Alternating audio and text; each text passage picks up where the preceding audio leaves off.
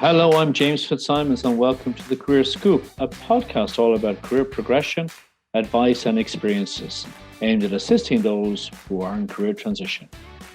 Today my guest is Brian Hanratty, co-owner of the popular Happy Out Café. In 2017, after working in CHEC Audit in KPMG for 3.5 years, Brian left in order to start his own business. This decision was proven correct, with his business blossoming into the well-established Happy Out Café on Ball Island on the north side of Dublin. Happy Out is known for their specialty coffee, delicious toasties and exceptional ambiance. Brian had planned on opening another franchise in 2020 on the south side of Dublin. Unfortunately for Brian, the global pandemic promptly interrupted this, causing him to have to adjust his plans. In the height of the pandemic, Brian opened the second location of Happy Out Café in Donnybrook, Dublin. Despite the challenges the world presented, the expansion has been a raving success. Brian, I'm delighted to welcome you to the show. Hi, James. How are you? Great to be here. Thanks for inviting me. That is just great. So, Brian, listen, maybe we kick off. You might just give us a quick overview. You're a qualified chartered accountant who worked in KPMG and decided to give it all up. I am, yeah. While I was in there, I just figured all the job offers or job that were kind of being presented to me weren't really what I wanted to do day to day. And yeah, I'd always had an idea of either starting something myself and was loving food and just tried to take a leap of faith and go for it. After getting the qualification, you kind of have a bit of security. So yeah, we could always go back to it.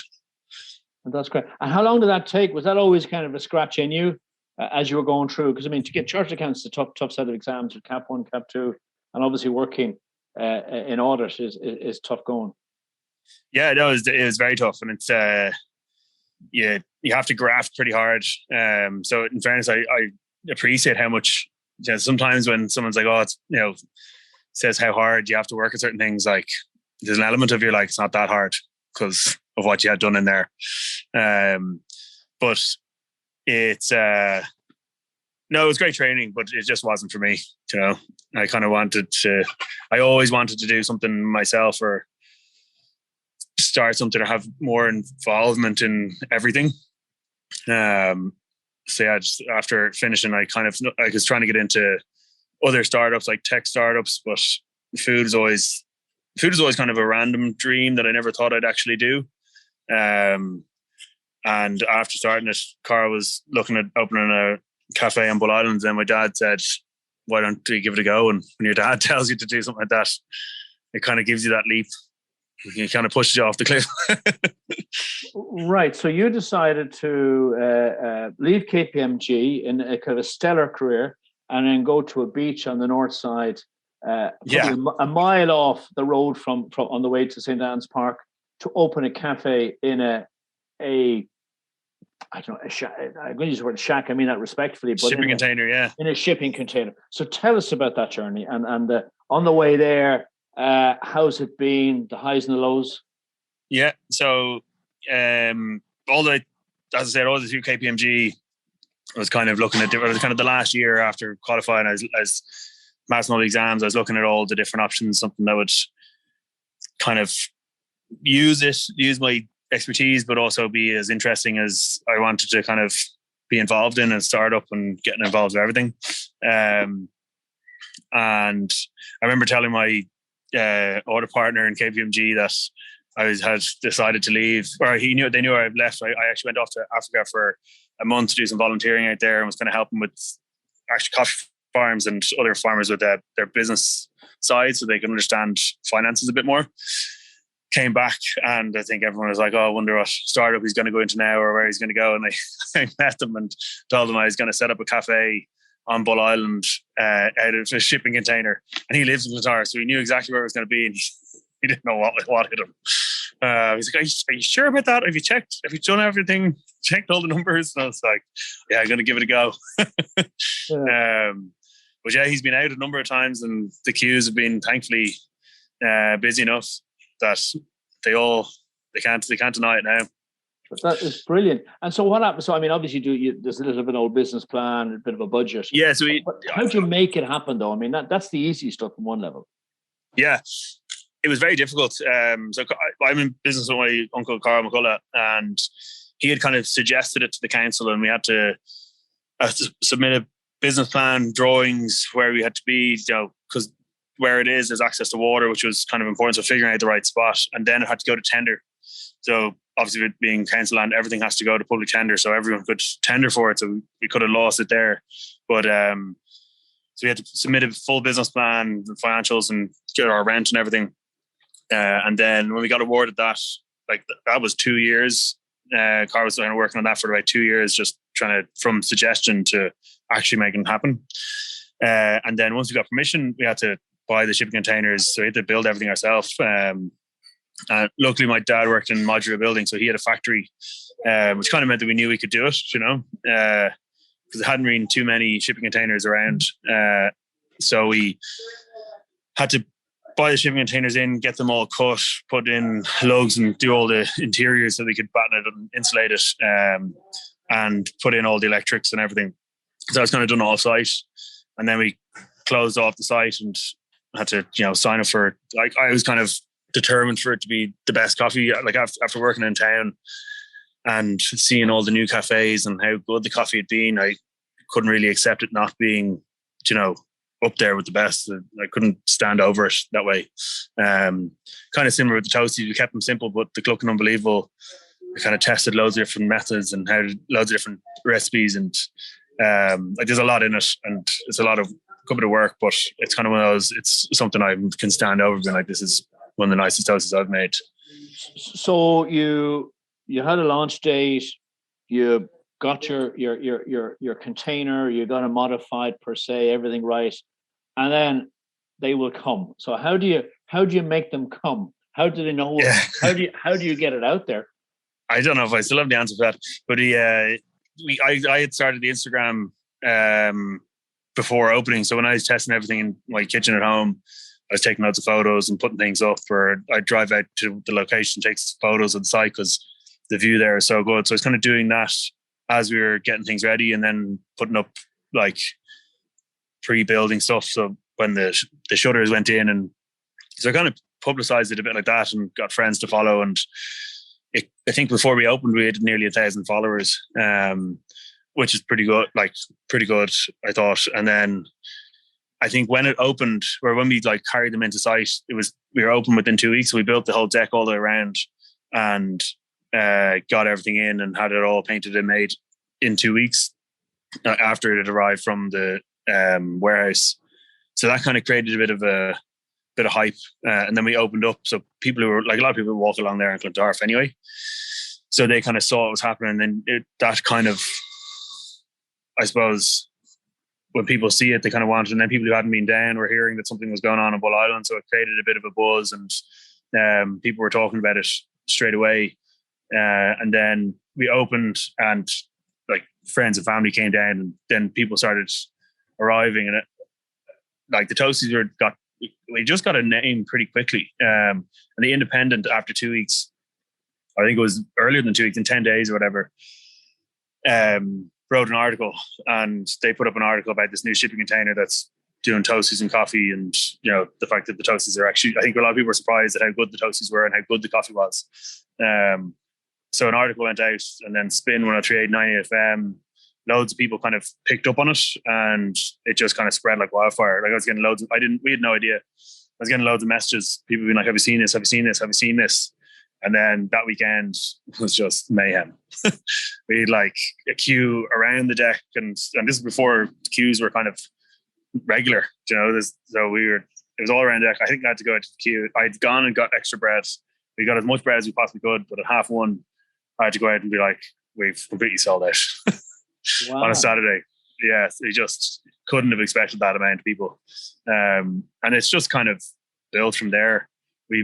We got bigger, our bread supplier, we're using a more local one, and we went to Tartine, who was just more established and could do bigger loaves.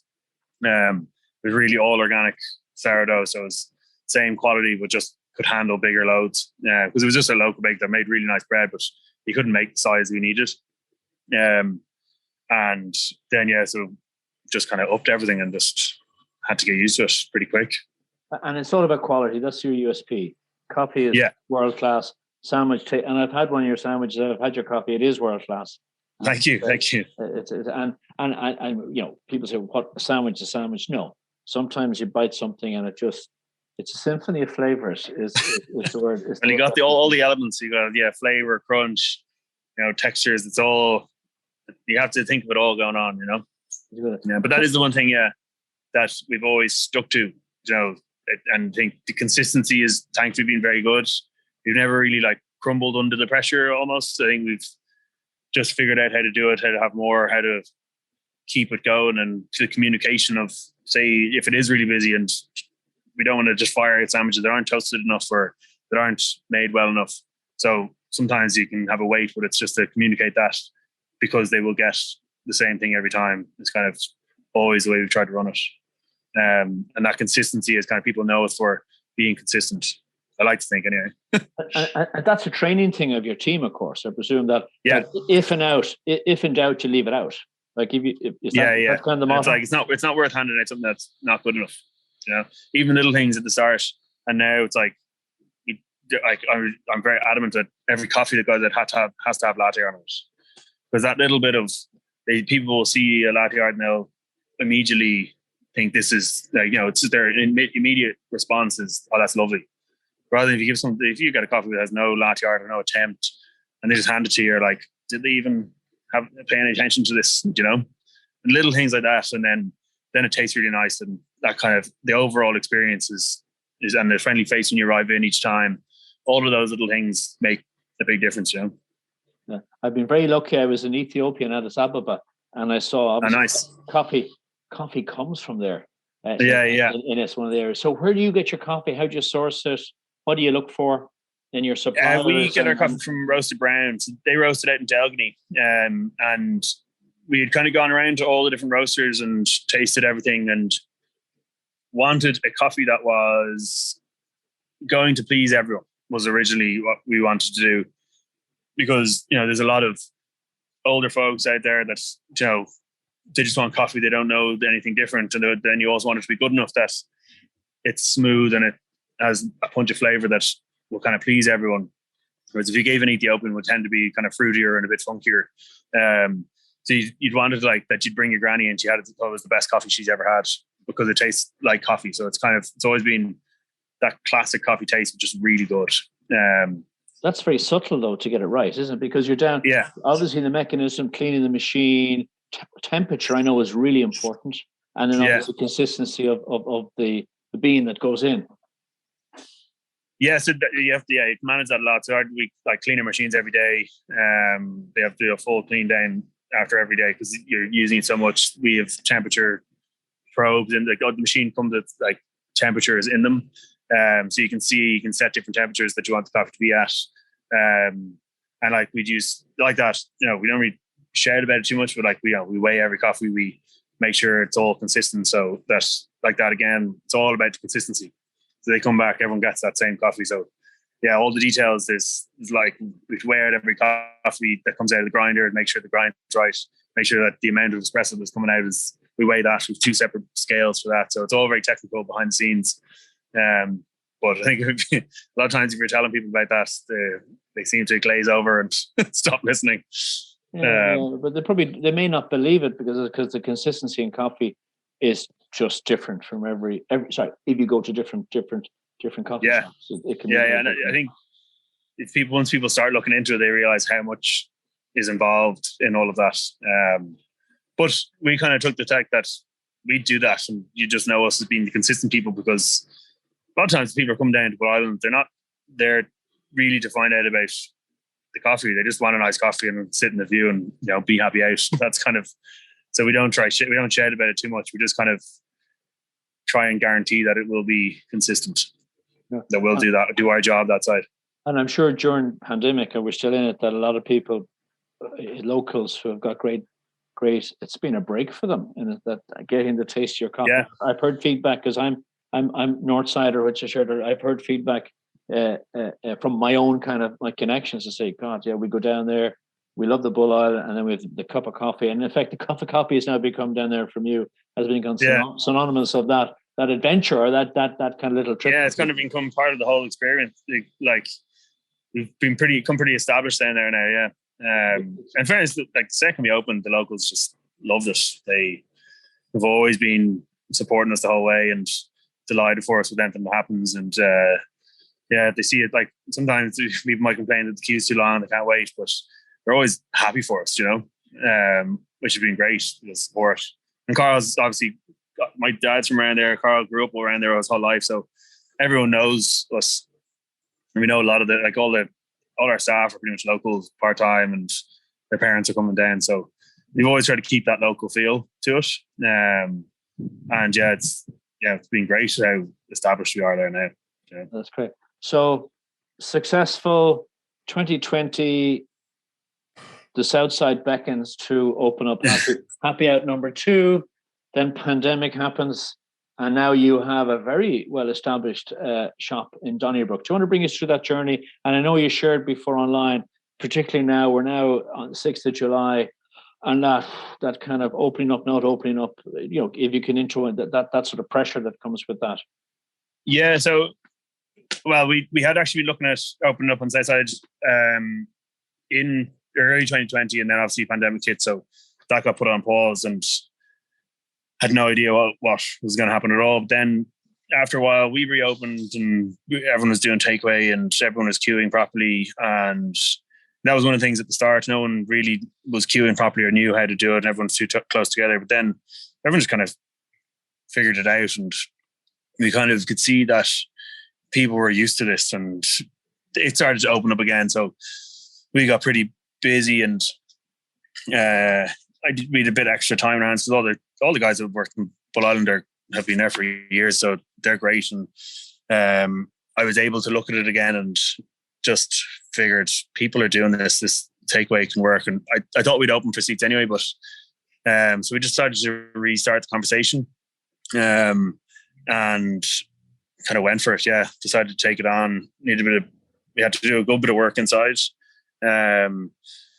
And I kind of wanted to take on a bit more of the brunch side of things, doing a bit more food, because that was kind of why I always got into it. But yeah, it was a pretty easy decision. Like we knew there's not much around Donnybrook before that, and there's loads of people going to Herbert Park, and it kind of needed something that was better, that was as good as everywhere else. There was a lot of places that were kind of below par and what needed. So I felt, and I kind of grew up around that area. So yeah, it just felt right. But then I remember we had done all the works and we were ready to open up, and then obviously another lockdown hit, and it was like just the constant waves was through. So we decided to just open for takeaway, and kind of gradually we opened for the first weekend. We opened Just Coffees, and then we kind of brought in the toasties, and kind of have kept the Just Coffee and toasties to start off because I don't particularly like eating brunch out of a box, so decided not to open up our new brunch menu that way and just keep to the toasties. But it's been very busy, and it kind of again has been taken on very well with the locals. They're delighted that there was somewhere in Donnybrook they could get a coffee, and anyone who's going for meeting up people in the park and Herbert Park, it was much easier than anywhere around. So thankfully it's been very successful all the way through. And yeah, the announcement just there in July of reopening on July 5th was kind of another blow, but nothing we haven't dealt with before at this stage. But just explain, if you can share, like you had hired X amount of people ready to go last 2 weeks ago, and now it's... Yeah, so we'd hired 6 people, 3 full-time staff and 3 part-time staff. And you're kind of gearing up and trying to prepping loads of new dishes and new food and kind of changing around the layout inside and getting everything ready. And then it was just the communication of it was very soon. Obviously they kind of leak everything a few weeks in advance, so we weren't surprised, but they then U-turned again with this vaccine pass. So we don't know if it is 2 weeks now.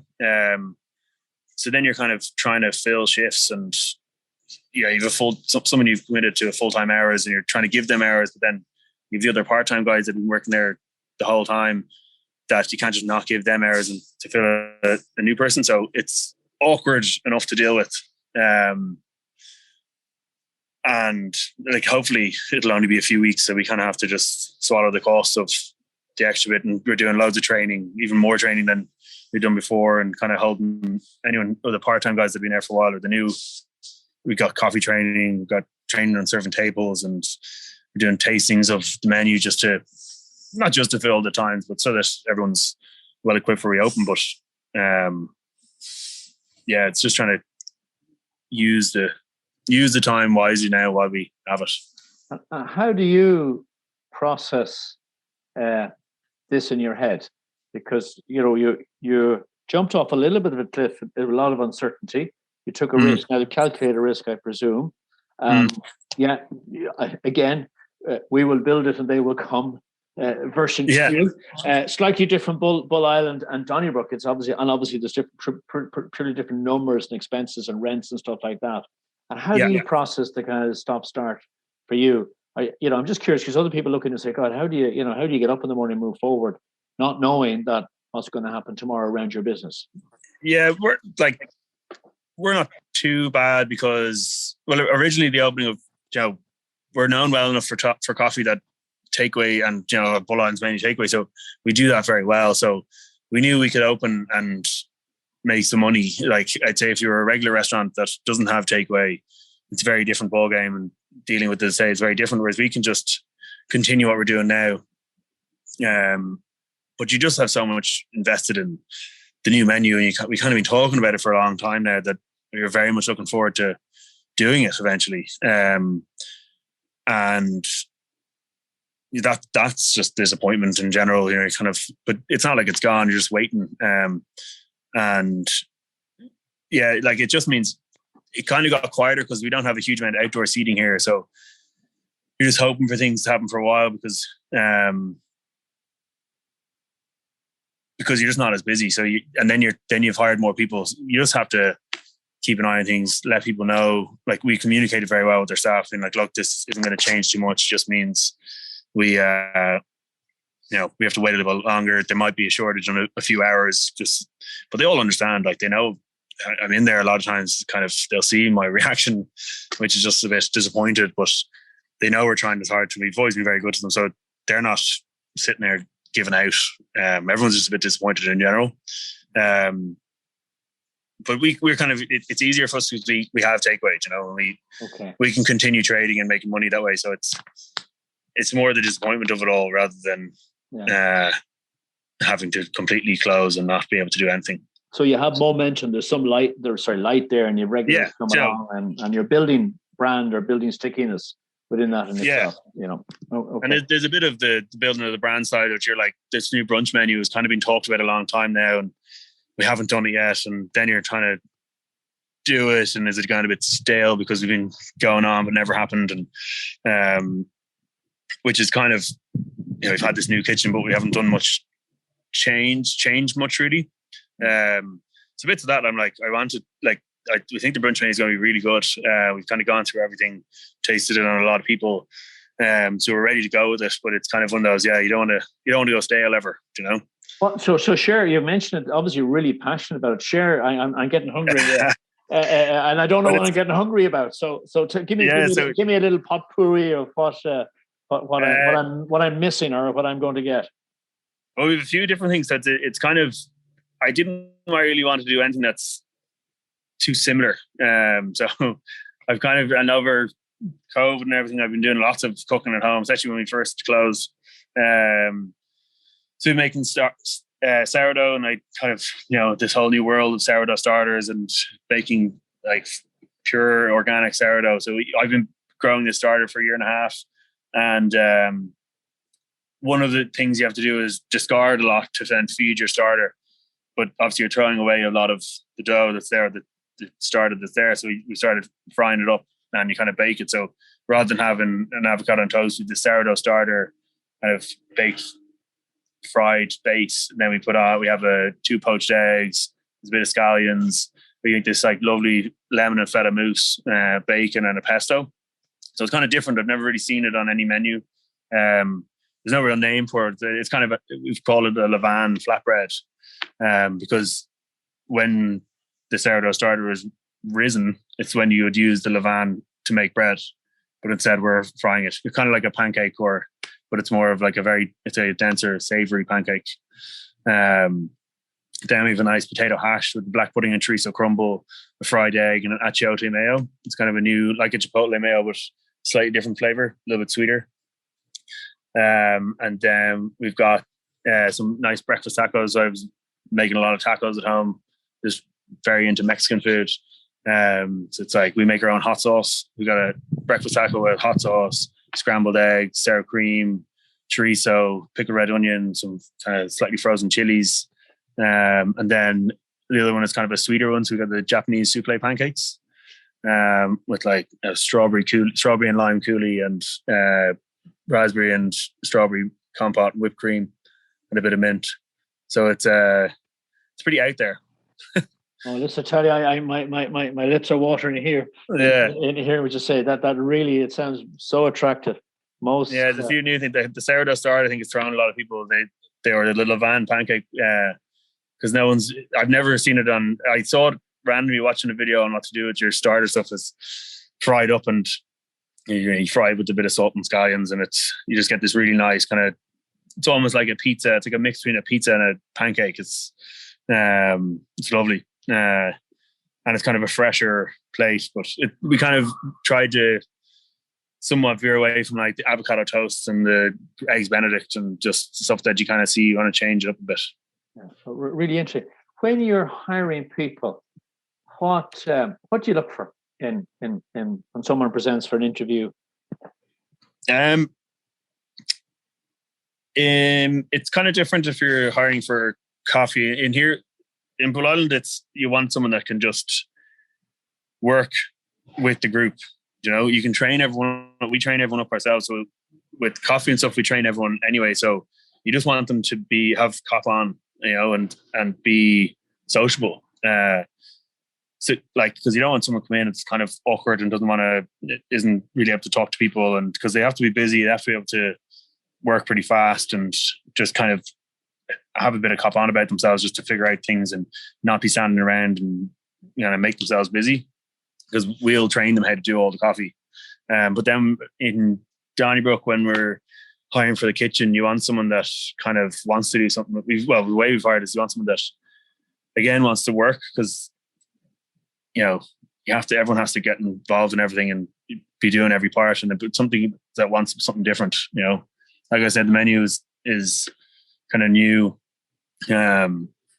So someone with a bit of flair and with some new ideas and kind of has an idea of the Dublin brunch scene or the Dublin lunch cafe scene, so that they know what they're competing against, you know.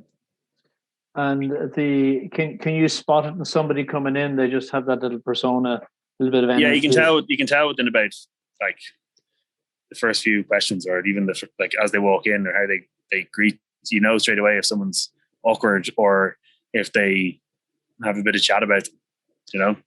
And what would you advise that 22-year-old or 18-year-old that might be a bit unsure? How would they naturally present, you know, within their own persona, and not acting in the sense that what should they think? Sometimes just be yourself. Don't be shy, you know. Some people are naturally shy, so that's okay. And if they come in, but a lot of times if you're shy, it's not really going to work too well in a cafe, because you have to say hello to every person that walks in the door. You have to kind of work with the number of people in a busy service. So it's don't be shy is kind of the main thing, because it means then you'll probably get stuck in and want to learn. You have to ask a lot of questions, and that's be chatty. But you're also on your feet. I mean, it's very demanding. Physically, it's very demanding. Nobody's sitting down making a coffee. You know, people are moving around. Yeah, but it's kind of, you're on your feet, you're moving around. It's not like you're standing there all day. You know, you kind of, that's kind of the buzz of it, and that's why we're looking forward to having people sitting inside. There's a buzz around people sitting inside. Like, you're kind of, it's an open kitchen, so you're kind of serving them. So you kind of get an energy from that. And like that, when people walk in, you get an energy from saying hello. Like when, say, it's quiet and people are standing around, you just get tired because it's not much to do, but you always have something to do. So it's not as like at the end of the day, you are wrecked, because like that, you are standing on your feet, but in the middle of it, you don't really realize. Yeah. How do people, I've never asked this question of anyone. There's some people clients come in, you just can never police them. Before even they come in, nobody can police them. How does that, can you see it very quickly? Yeah. Their body language is always off. Yeah. But that's kind of one of the things I always say, like, everyone could be having a bad day. And a lot of times either, you get people who tell you things that they definitely shouldn't be telling you. Or like that someone's just in a bad mood, and like, you just never know. They're coming into us after a bad meeting. They're coming into us after being the doctor, after, anything. So you just have to smile and kind of nod. A lot of times they either won't want to engage or they'll give out with something, and you just got to take it. But, if you always appreciate that it's not you, it's nothing personal. And do you train your team around that? I mean, because some people, would you train that people come in, guys, here's our approach. The customer, like the old dictum, the customer is always right, even if they're wrong. Yeah. So like, we're called Happy Out. And but you take it appropriately. But sometimes it can be overbearing, I presume. Sometimes, and then if it's overbearing, sometimes myself or one of the managers will kind of step in a way and just diffuse it or deal with it and be like, oh, what's the problem here? If it's getting a bit, we'll always jump in, and we're not expecting the part-time guys to know how to deal with that all the time. But we'll then like try and solve it and calm it and make sure everything's okay. And a lot of times with that, if it's causing a lot of fuss, we'd kind of know how to, treat them and be like, no, that's no problem. Yeah, you like be over generous, like kill them with kindness almost. Because a lot of times if you kill them with kindness, like if you fight fire with fire, it's just not going to win. You get a bad rep. Someone else, it's just not the way we do it. Whereas if you kill them with kindness, they kind of then cop on and feel sorry, and they're like, oh, geez, sorry, I'm just having a bad day. They'll notice it. So explain that, because I get it intimately. Explain that, kill them with kindness, for someone who doesn't understand that. Just explain, give a scenario as to how someone just leans in. Like if someone's like giving out about something that, like, sometimes you could get someone that orders a flat white but doesn't know what a flat white is, and they think it's a big drink, but then it arrives in a small drink. It's like, what the hell is the size of this? And you're like, that's a flat white. And they're like, oh, I ordered it. And they mightn't have ordered it that way. And a lot of times it's easier to just be like, no, like, oh, that's no problem. What were you looking for? And then rather than being like, no, that's a flat white, that's what you ordered. They obviously don't get it. You'd be like, oh, no problem. Don't worry. Like, what would you like? Well, we can make it again. We can make it a different one. If that's not what you wanted, like for the sake of that one coffee, you then are just, then they're like, oh, either like, no, don't make it again. You're like, well, whatever you like is no problem. Like, it's genuinely no problem a lot of the time. So then they're like, oh, no, sorry, don't worry, I'll drink it. And rather than being like, that's flat white, that's what you get, and like, this is ridiculous, and walking out, he or she, it can be like, oh no, don't worry, look, and then we can be like, oh, next time, like, a flat white's actually in a small cup, and they might open the conversation to tell them what it is, or you'd make them a new one, and they'd be like, sorry about that, no problem at all. Like, and then that's dealt with in 2 minutes rather than some big argument of potentially your view, and Yeah. That's famous, folks. I had a very old friend who's no longer with us, a guy called Jim Reddington, and he was a very famous massage guy in South Dublin. Oh, he was man.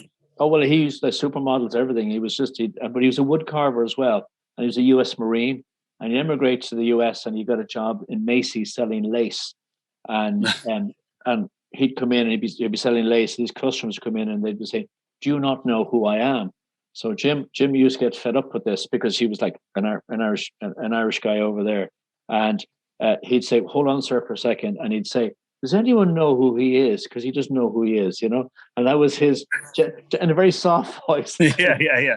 He'd push it back, and then they get all flustered. Now, I'm not sure that would land well now, but I thought it was a very funny way of yeah, but it's just a different way of dealing with it, because like that, if that's sure, I'd say. But if you try and argue with them, it's just not worth it. We're in the hospitality industry, that we're meant to be the people that know how to deal with this. So, sometimes it's not easy, and you don't always get it right. But most of the time, we'll always say, just look, take it and deal with it nicely. They're having a bad day, or if you can just kind of sometimes maybe we're too nice and we accept too much, but it just makes us better. And that's anyone who's seeing us deal with it, they see that we react to it pretty well, and it just tends to work better in our favor. You know? No, I get that, but it's just interesting. It's interesting. Yeah. It's one of the parts that it is tough. You know, sometimes if we don't get it too often though, but sometimes it is tough to deal with, and you're like, it can't make sense of it, but yeah, it always works out better just to. But it's a great life skill to develop if you think about it, because every situation, you have stuff in front of you that you may not like, and if you respond the right way, you're better to ameliorate that situation. And and a lot of times you see or hear about the issue, like a lot of times they're like, sorry, I'm just having a bad day, and that's all it is. It's nothing to do with them. It's nothing to do with like guys working. They're just having a bad day and they just reacted that way. Yeah, that's Well, I was a referee, as you know, for 27 years. I have lots of that experience of people having a bad day. Yeah, but we won't go there. I might get sued if I talked about certain people. We might know on how they performed. I'm sure I know some of them pretty well. Networking, what does that mean to you? I'm just curious. It's probably slightly different. Like you tend to. Like cafe scene's pretty small in Dublin, so I'd know most of the other cafe owners around, or you'd know who they are or whatever. But a lot of times, we're kind of doing our own thing, and as long as we focus on our own thing, it's not. I wouldn't say there's as much networking. Like we know them all and help out when we can. Like a lot of times. So there's an Oatly shortage. The oat milk is it's massively popular, but Oatly is the main brand, and that ran out one time. So everyone was scrambling together to see who could get it, where they were getting it, and that kind of networking it's a very friendly industry. But a lot of times, because we're just producing something for customers, we just got to focus on ourselves, and as long as we know we're doing what we're doing right, then that's all we can do, because it's not like other places can help in that way, I understand. And mentors, have you? I know you went into the business with your uncle, and you have a business family that's close to you. Any mentors on the journey, even in that partner who must be still scratching himself, but he gets a nice coffee now, probably gets a discount on the coffee from KPMG. Have you? Because for some people, and I've come across this, I'm a little bit ahead of you in my career. Sometimes younger people are afraid to ask somebody for their opinion who might be ahead of them, and for their support, and can be very surprised. People are, if it's done the right way, are very willing to support somebody. Yeah, like you said, like my dad would be a big mentor for me. I suppose he's kind of been through. He started his own companies and stuff like that. But I'd say like the guy from Roasted Brown have probably been the closest in terms of an external mentor, advising. Like we talk to each other a lot and run things by each other, or just a very good relationship in terms of the business as well as being a supplier. And I'm sure there's someone I mightn't mention that's like, for God's sake. But no, I'm never too afraid to ask someone for opinions, or but they probably, in terms of our business and what we do, have helped with just getting things right and doing new things, and then like the accountant we use, Dennis Butler, has actually helped a good bit, and just kind of advises on other sides of things, even though I do think I'm a qualified accountant, but mainly worked in audit, so other sides of that has always helped, in terms of the general accounting of actually managing your books and stuff like that. That's kind of common sense stuff that maybe some of these mentors that you can, but sometimes in the heat of battle, it's hard to see it. Yeah. And he'd have different experience of, loads of different companies. So he's always kind of, you could call him and ask him just for a sense check as well. Same with the guys in Roast Brown. A lot of times it's just a sense check on what you're doing, or kind of to see, is this idea mental, or do you think it'll work, or they probably be two that help at the moment. Yeah. Great. So what's next now? You have the brunch menu, obviously, when that's about to go live. After that, have you plans over the next couple of years that you'd see maybe number 3, number 4, or maybe other areas where you see opportunity? At the moment, like there's a few things that may pop up. The Dublin City Council have announced that they're opening a place, and they want to open a place in Sandymount, which would obviously be number one priority for us to get. I grew up on the Strand. I kind of, I grew up on that beach every day, so that would be great. But again, we have to tender for it, and the competition's out there, so a lot of people want to do the same thing now, so that'll be tough. But if we got that, that'd be great, and that'd be a great kind of natural number 3. It would make sense. It's that would be what we'd probably be aiming for. And then it's to see how, like, we kind of have to see how Donnybrook goes, how settled we get. Like, it hasn't been fully open, so it still has to open half and then open fully, and we have to get used to that. So that'll take a while, and then we might see after that. But 2 is a lot of work. So 3 maybe just right or too much, and so we'll have to just check how much. Like, I need a life as well. That's it. And I know I do know that when you're not working, you're involved in sport, and you're very involved in sport. Do you want to share a little bit of that? Is that a great switch off for you? Yeah, love it. It's tougher now because we're open 7 days a week, so I play as much. I've played as much as I can. I haven't gone back yet this year, unfortunately. But yeah, rugby in Wanderers has always been there. Yeah, I love it. It's I've kind of played rugby since I was 7 or 8 years old, so I'm probably battling with the decision at my age now. It's 2 places open 7 days a week. Do I have the time, or can I continue? But it is a battle. I'm constantly timming and hawing. I'm going to go back. I'm not going back. But yeah, it's great club in there, and just playing like last year, or pre-COVID, I had a full year kind of playing on the first, and it's just great to get out and have that team camaraderie. Because the part of being an entrepreneur, you're kind of, and I have my uncle obviously, but you are on your own a lot, and it's not like you're in an office with loads of people, so it's great to have a club with a big crew, and your Sundays or your Saturdays are a big match and a few drinks after and stuff. So always tough going into work on a Sunday after that. But for anyone listening, Wanderers, Marion Road, Lansdowne Road, Premier Club, 151 years old. It's a fabulous place to go play, I think. Absolutely fabulous place to go play. Couldn't recommend it more. But that's great. That's a great club. No, it's been, and like I've played with them now since leaving school. So they've been there the whole time. Great bunch. And they've always, everyone that's channeled through, it's the same kind of vibe and same kind of group. Yeah, it's brilliant. No, that is great. And I hear the great John Harnett has retired. A loss to rugby. He has to. My word, never thought that day would come. A loss to rugby. He was one of the finest centres we ever had in the club. That's a big statement. It's a big. Considered Andrew Slack, Australian captain, and Kevin Flynn, who played the famous score in the 60s for Ireland. But nothing on John Harnett. Nothing on John Harnett. His dedication, speed. I think speed was his. And agility, I'd say. Agility, yes, I forgot that word. I hope we don't get sued out of this now in that sense. But, last question, and I really appreciate your time, and I know you're busy there.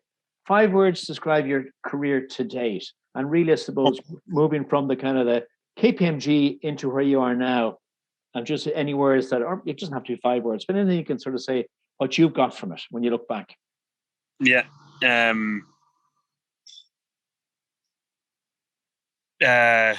Security, expertise, knowledge, excitement, and value. That sounds good. That sounds to me, I'm hearing fun. I love the taste of it. And it was a lot of work getting what I did in KPMG, and it stood to me, and I feel like it gives me a lot of good knowledge on business and sides. But now Happy Out's very exciting. I really like what we've done. I'm pretty proud of what we've done, and it's an exciting future. Brian, listen, I really appreciate your time today. I know you're probably going in to make some toasties now. Probably a queue at the door. Testing out another brunch menu, making another brunch menu. Well, when it opens, I guarantee I'll be there. Please, God. Looking forward to the start. To order. But listen, I want to thank you so much for coming on the show today. And no worries at all. It's been great. Appreciate and I think people listening will get a sense of that. There are, even if you're in that very defined career, you can jump off the cliff a little bit, and there is a route, a very positive route on the other side. Absolutely, yeah. No, it's been great, and thanks for having me on. It's a pleasure to be asked. Yeah. So, thank you very much. My great pleasure. Hope I didn't ramble too much. Not at all. Thanks very much, Brian. Cheers, James. Bye-bye. Thank you for listening to the Career Scoop, brought to you by Elevate Career Advice and Elevate Executive Selection, Dublin and Bermuda. I'm James Fitzsimons, and I hope you've enjoyed listening. Join us next week for more episodes of the Career Scoop. Bye.